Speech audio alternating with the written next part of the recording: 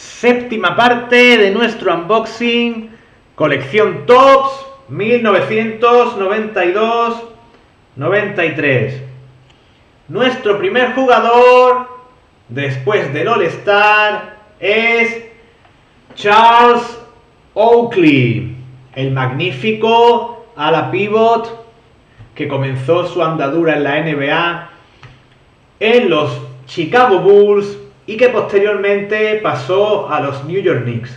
Unos New York Knicks que eran un equipo muy duro, en el cual Pat Riley intentaba hacer como un revival, una versión 2.0 precisamente del rival que aparece en la foto, de los Detroit Pistons. Intentaba Pat Riley hacer como una especie de nuevos Bad Boys, pero no tuvieron el mismo éxito. Entre otras cosas, porque contaban con superávit, con overbooking de jugadores precisamente del perfil de Oakley.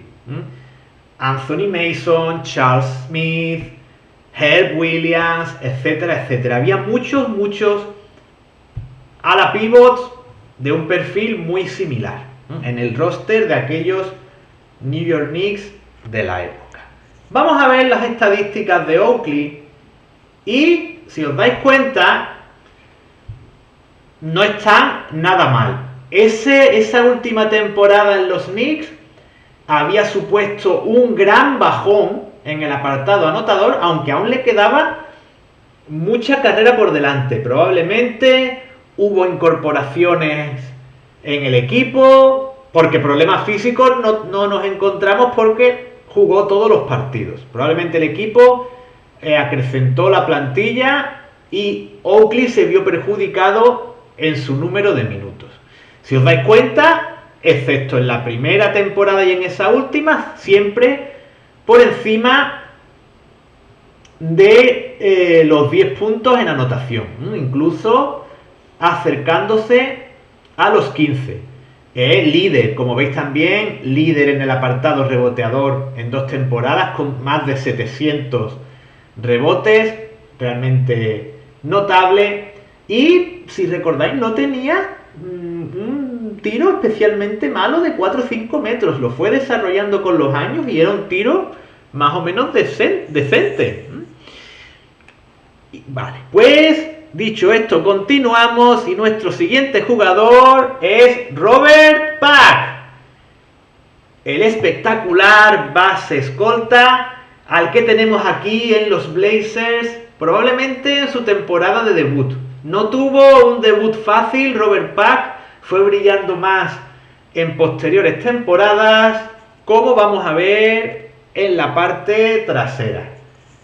Efectivamente, era su temporada rookie y, como siempre ocurre con Portland, le fue muy difícil ese año de adaptación. Vemos que no fue drafteado y vamos a ver que no fue drafteado, pero posteriormente Portland echó mano de él. Nos hablan de que sus habilidades más destacadas son el pase y la defensa. Si recordáis, aparte de ese pase y esa defensa, era un jugador muy espectacular. Culminaba muchas jugadas con unos mates realmente llamativos. Y ese es nuestro segundo jugador en el día de hoy. Continuamos y lo hacemos con Billy Owens, alero de los Warriors y jugador que quizás fue de más a menos en su carrera. Apuntaba muy buenas maneras, jugador muy técnico, muy fino, pero no llegó a cumplir las expectativas que había depositadas en él. Creo recordar que aparece en una película de baloncesto de los 90 llamada Time Out, que no estaba mal la película, la verdad. Creo recordar que Billy Owens aparecía en esa película. Todo sería mirarlo. Vamos a ver. Veis que su primera temporada estuvo muy bien, 14,3 puntos en unos Warriors que a un jugador de su perfil le daban la bienvenida. Jugador versátil, jugador relativamente alto para lo que eran esos Warriors. Y vamos a ver qué nos comentan sobre Billy Owens. Vemos que su tiro era muy bueno, mejor porcentaje anotador entre los rookies,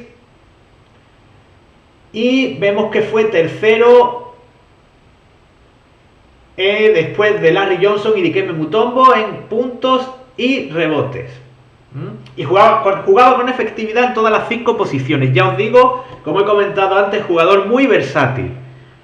Tenía la estatura perfecta para jugar, poder jugar por dentro, por fuera, pero ya, si lo recordáis, no llegó a las cotas que esa primera temporada hacía esperar. Proseguimos, no vamos a mostrar la serie de 3 como hacemos en otros vídeos para darle más velocidad y que podamos ver más tarjetas en el mismo tiempo. Y tenemos aquí a otro grandísimo jugador, el tercero de los Malone, Jeff Malone. Quizás, y sin quizás, el menos conocido de los Malone. No eran hermanos ninguno de ellos, pero eran los 3 Malone que teníamos en la NBA. Pero que eso nos haga pensar que era un mal jugador, todo lo contrario. Alero con gran capacidad anotadora, que protagonizó unas temporadas buenísimas en los Washington Bullets especialmente. Y vamos a ver sus estadísticas. Fijaos qué promedios anotadores llegó a alcanzar en los Washington Bullets. En muchas de esas temporadas alcanzar esos 22, 24 puntos no era tan fácil porque estaba en el equipo Bernard King. Y sus promedios anotadores en Utah son también muy altos si tenemos en cuenta la presencia de Karl Malone y que otros jugadores como Stockton también, aparte de dar asistencias, anotaban sus puntos. Grandísimas estadísticas. Estamos en un jugador con 20,1 hasta ese momento en su carrera. Un buen tiro, como veis, superando, diría yo, con creces el 50% en tiro de campo. Ya también veis buen porcentaje en tiros libres. Números quizás algo discretos en rebote, pero tampoco están mal. Ya os digo, en general, muy destacado este Jeff Malone, el tercero de los Malone, pero que también merece su protagonismo. ¡Oh! ¡Por favor! Aquí tenemos nada más y nada menos que a uno de los jugadores más blanditos de la época, Danny Ferry. Ya recordaréis todos, Universidad de Duke, protagonizó esa huida, esa égira, marchándose al baloncesto italiano en su temporada rookie en busca de liras, en busca de liras italianas, y posteriormente volvió a la NBA, pero nunca llegó a alcanzar un gran éxito a nivel NBA. Tuvo alguna otra temporada que no estuvo demasiado mal, ya se endureció un poco, por así decirlo, y no estuvo especialmente mal, pero en ningún momento las posibles expectativas que podría haber depositadas en él, como una especie de nuevo Larry Bird, nueva esperanza blanca, no llegó a nada de eso. Probablemente ese paso por Italia no le vino nada bien. Como veis, 2 temporadas muy discretitas en los Cavaliers. Era jugador All-American. Y su padre había jugado 10 temporadas en NBA. Número 2 del draft. Así que esa huida a tierras italianas dolió mucho en la NBA de la época. Continuamos. Nuestro siguiente jugador es... ¡Oh! Otro jugador que va a dar mucho que hablar. Sam Bowie. Número 2 del draft, en ese draft en el que el número 1 fue Hakeem Olajuwon y el número 3 fue Michael Jordan. Tenemos aquí ya a Sam Bowie en los New Jersey Nets, donde cuajó muy buenas temporadas.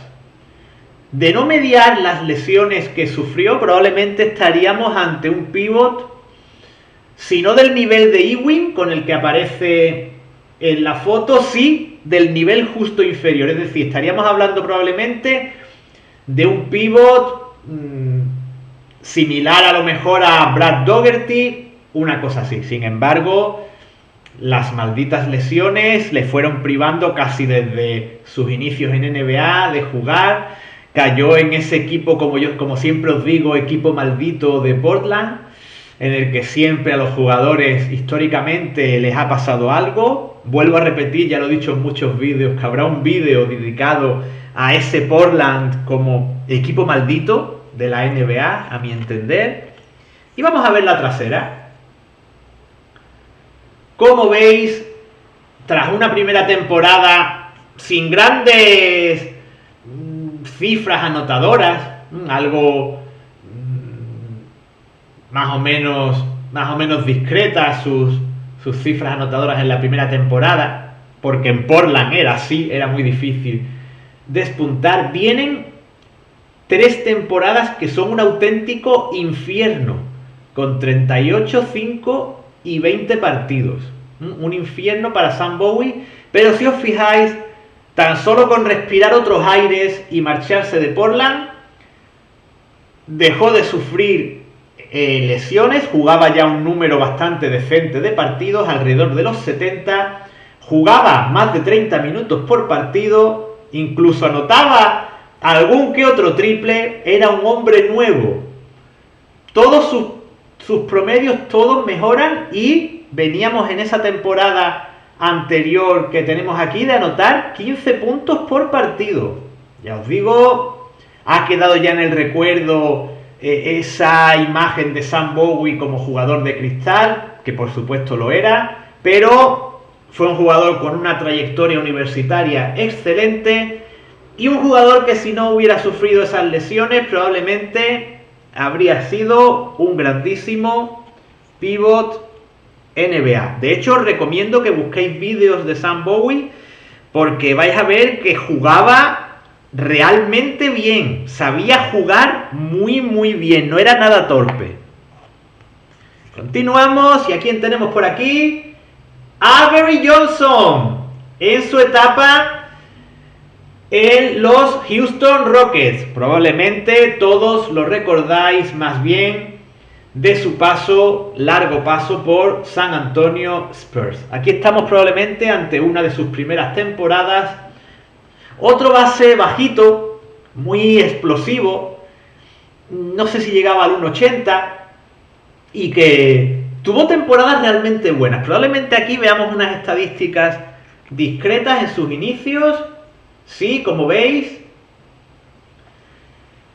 puntuaciones discretas, pero yo diría que después habría que comprobarlo. Creo que después de esta etapa tuvo algún año más destacado en San Antonio. Creo que volvió a San Antonio después de ese primer paso que vemos ahí, y que tuvo alguna temporada más destacada de la que vemos ahí. Al menos yo creo que a todos os pasa igual, que recordáis a Avery Johnson como un jugador destacado. Creo que no es algo que yo me haya inventado o tenga ese recuerdo en mi imaginación. Volveremos a verlo en muchas otras tarjetas, en muchas otras colecciones. Continuamos. ¿Quién será el próximo jugador? Jason Williams. Hoy la cosa va de historietas, historias para no dormir. Tenemos aquí a Jason Williams en los Philadelphia 76ers. Posteriormente se fue a New Jersey Nets, donde probablemente cuajó sus mejores temporadas. Si recordáis, Jason Williams ingresó en prisión por un extraño incidente en el cual una persona murió de un disparo. Podéis buscar, es muy interesante la entrevista que le hacen, ya está fuera de la cárcel, en la que cuenta toda la experiencia que vivió, cómo arruinó su vida debido a esa situación. Porque, si recordáis, era un jugador muy notable, un ala pivot, si no de los top, segunda línea, con un sueldo muy bueno, jugador muy cotizado, pero desgraciadamente lo echó todo a perder o se vio involucrado en una situación en la que, ya os digo, terminó en prisión, terminó entre rejas. Si veis, sus primeras temporadas en los Sixers habían sido no mediocres, sino lo siguiente. 2 temporadas tremendamente horribles que nos hacen no creer cómo después mejoró notabilísimamente su rendimiento. Vamos a ver a quién más tenemos por aquí. ¡Oh! Fred Roberts. Aquí lo tenemos con ese look de leñador, de señor mormón, con su entrecejo, y jugador que no os engañe su apariencia, jugador muy notable, con grandes actuaciones en los Bucks en playoffs. Anteriormente había estado también en Boston Celtics, siendo un jugador que no era titular, pero tenía minutos importantes en el equipo. Y supongo que todos recordáis que también tuvo un paso por el Fútbol Club Barcelona. Hubo mucha expectación en torno a su fichaje porque era un jugador relativamente conocido en NBA. Vemos aquí Universidad de Brigham Young, como no podía ser de otra manera, jugador nacido en el estado de Utah. Extraño es que lo seleccionaran los Milwaukee Bucks y no los propios Utah Jazz. Y como veis, sus estadísticas no están nada mal para un jugador de reparto, jugador de banquillo, pero tenía ya una larga trayectoria en NBA, jugador sólido, podríamos decir. No una estrella, no jugador brillante, pero sí jugador sólido y con una larga carrera. Nuestro siguiente jugador es Greg Sutton, de San Antonio Spurs. Y sinceramente no tengo gran cosa que decir de Greg Sutton, así que directamente pasamos a la trasera y vemos Universidad de Oral Roberts, base, 3,7 puntos por partido, buen lanzador de 3 según nos comentan en esos 9 minutos por partido que jugaba, y no creo que tuviese una trayectoria muy larga en NBA. Al menos no guardo ningún tipo de recuerdo sobre Greg Sutton. Continuamos. ¿Y a quién tenemos por aquí? ¡Oh! Magnífica tarjeta. Vamos a quitarle unas pelusillas. Magnífica tarjeta, cogiendo un rebote de la manera que lo cogía, de Dennis Rodman, del Gusano. Aquí lo tenemos capturando un rebote. Creo que el jugador a su izquierda es Jack Sigma, no estoy totalmente seguro.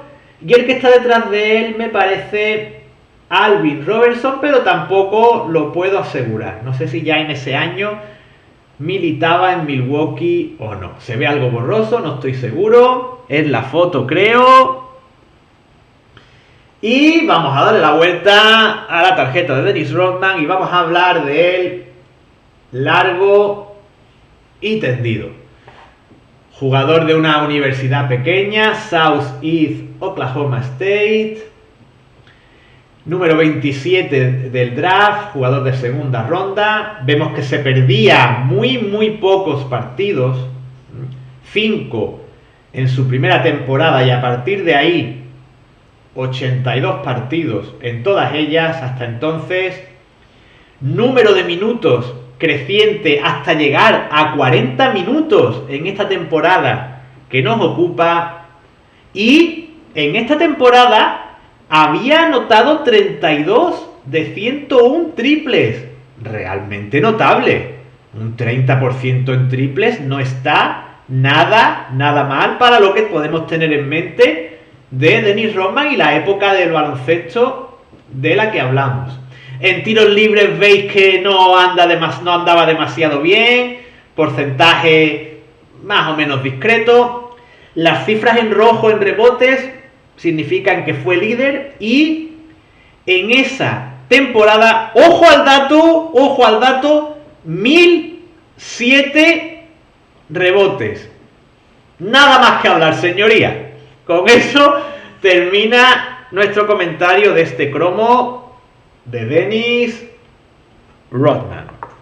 Continuamos. Nuestro siguiente jugador es John Williams. Hoy están saliendo unas tarjetas absolutamente increíbles. No os podéis quejar. Aquí tenemos a John Williams, que no estaba muy mal de peso en esta foto. Si recordáis, era un jugador que tenía unos problemas de sobrepeso realmente increíbles. Lo vemos defendido por Pervis Ellison, y era un jugador, si recordáis, muy bueno, muy dotado técnicamente, era otro de esos jugadores que sabía jugar muy bien técnicamente y con una inteligencia en el juego realmente soberbia, pero que fue cortado, creo que en más de una ocasión en sus equipos, por superar cifras de peso realmente increíbles. Estuvo en España, en el Forum, si no recuerdo mal, y jugó algún que otro partido más que destacable, y daba esa sensación de ser un jugador muy bueno, pero lastrado, nunca mejor dicho, por esos problemas de peso.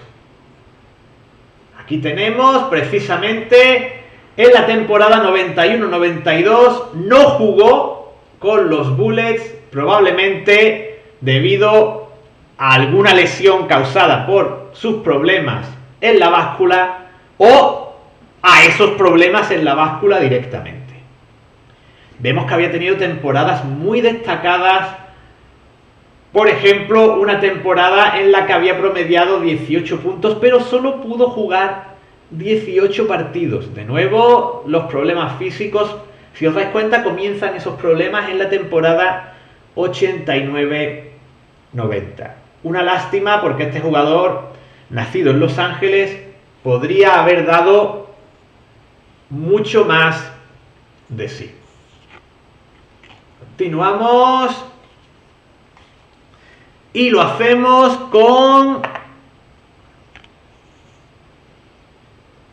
Greg Drilling. Greg Drilling de los Indiana Pacers. De nuevo, os tengo que confesar, no recuerdo gran cosa de Greg Drilling.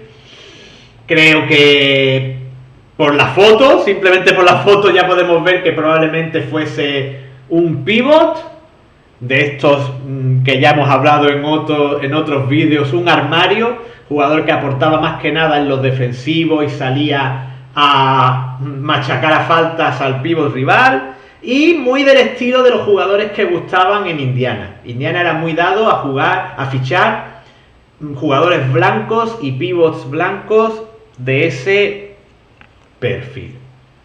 Vamos a ver la trasera y confirmamos estadísticas muy discretas. Jugador muy alto, 7 pies 1 pulgada, un jugador muy alto, y poco más que comentar.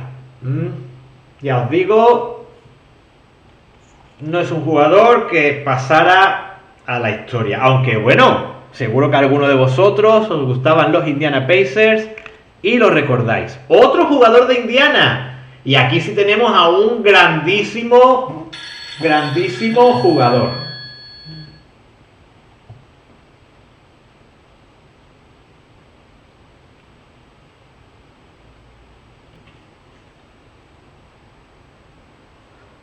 No sé si es un atrevimiento, pero considero que estamos ante uno de los 3 mejores pivots europeos de la época, junto con Arvydas Sabonis y Vlado Divac.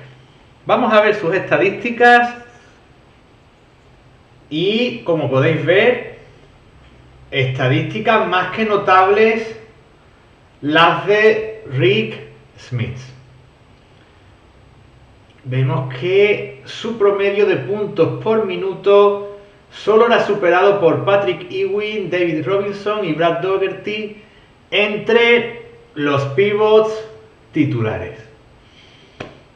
Y hablamos de un jugador europeo que se convierte en titular desde su temporada rookie, número 2 del draft, 7 pies 4 pulgadas, media 2,20 y algo, jugador muy alto, pero a pesar de su altura no era el típico pivot alto de la época que no daba de sí, sino que ya veis, estadísticas muy notables. Y ya digo, quizás sea un atrevimiento, pero para mí estaría entre esos 3 mejores pivots europeos de la época.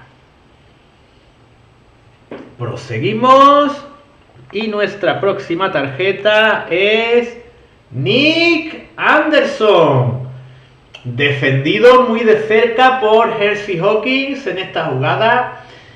Alero de los Orlando Magic, uno de los principales jugadores de esos Orlando Magic previos a la llegada de Shaquille O'Neal y de la época de Shaquille O'Neal en Orlando.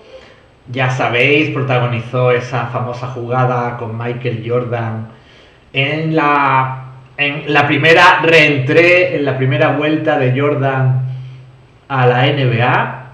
Y jugador muy destacado yo diría que en casi todos los aspectos. Vamos a ver, jugador nacido en Chicago, por tanto seguro que estaba muy motivado cuando se enfrentó a los Chicago Bulls en aquellos playoffs. Vemos que esa temporada se había perdido 2 meses debido a una lesión que le cortó en su mejor momento. Si os dais cuenta, estaba promediando 20 puntos y tuvo partidos en los que tuvo las estadísticas que veis ahí, al filo del cuádruple doble: 37 puntos, 8 robos, 12 rebotes, 10 asistencias. Ya os he dicho que es un jugador que destacaba en casi todos los aspectos defensivos y ofensivos. Continuamos y el próximo jugador va a ser el jugador con el que finalicemos este unboxing del día de hoy. Vamos a ver, se trata del grandísimo Jerome Kersey, el alero de los Portland Trail Blazers, al que vemos aquí culminando un espectacularísimo mate. Era jugador muy dado a los mates, hacía una mano encima del Mark Eaton. Jugada espectacular, foto para póster absolutamente. Si recordáis, Jerome Kersey falleció hace unos años, otro jugador de Portland fallecido prematuramente, y de nuevo jugador quizás podríamos decir similar a Anderson, pero mucho más poderoso en el juego interior, mucho más fuerte, era un 3-4, por así decirlo. Vamos a ver la parte trasera de la tarjeta. Otra vez, esto va a ser una constante: temporada rookie difícil en los Blazers, y a partir de ahí una línea ascendente que ya estaba quizá un poco podríamos decir, en una pequeña cuesta abajo. Su momento álgido lo había tenido, como veis, en la temporada 87-88, pero en playoffs, si veis sus números, eran muy buenos y superaban a los números en temporada regular. Y con este cromo de Jerome Kersey terminamos este unboxing del día de hoy, que espero de corazón que os haya gustado. Un saludo y nos vemos muy pronto de nuevo en la próxima edición de nuestros unboxing en Retrobasket Spain.